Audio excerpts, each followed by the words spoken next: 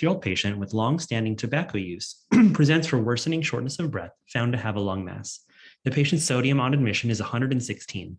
You are not sure if the patient is euvolemic, and you are not confident in your volume exam. All POCUS machines are being used by others, and then the other ones that you have are all broken. What lab can help you out the most?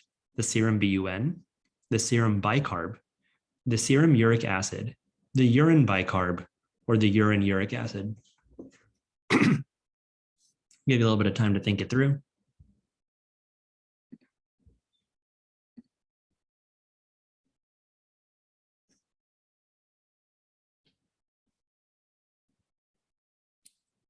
All right, the answer here is the serum uric acid. So we're going to explore the wonders of the serum uric acid.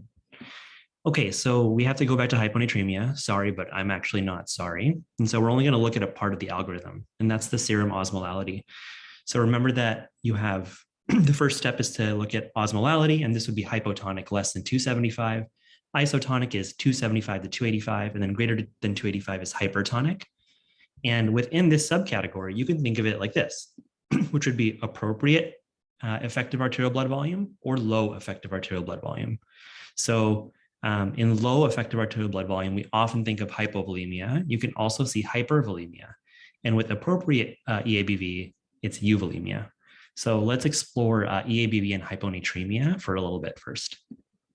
So why does low EABV cause hyponatremia? So this is not by no means the definitive sort of pathophysiology, but it's the way that you can use to understand what's going on. And so if you have low perfusion to your carotid baroreceptors, so a low EABV, so this can be from, if you have hypovolemia, you have low preload, low cardiac output, or let's say you have heart failure and you have high preload and low cardiac output, or you have cirrhosis. So you third space a lot of stuff, you have low preload, low cardiac output. Your body can't tell the difference between any of those things. All it knows is that you are not perfusing your carotid baroreceptors. So what does your body do?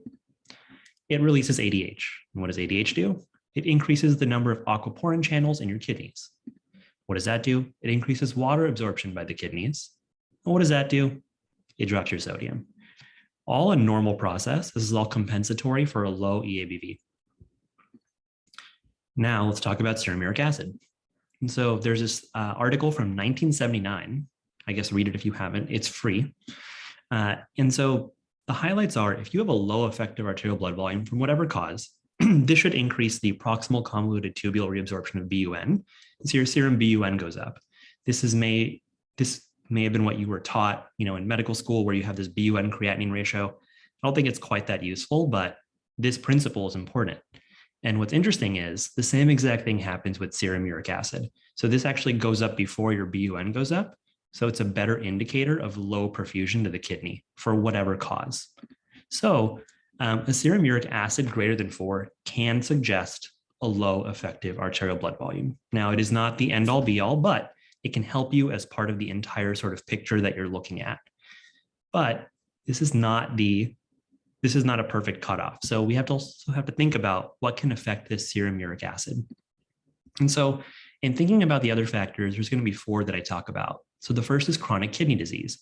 So if you do not have all functional nephrons, you actually can't, your reabsorption of uric acid is impaired. And so you can't trust that reading.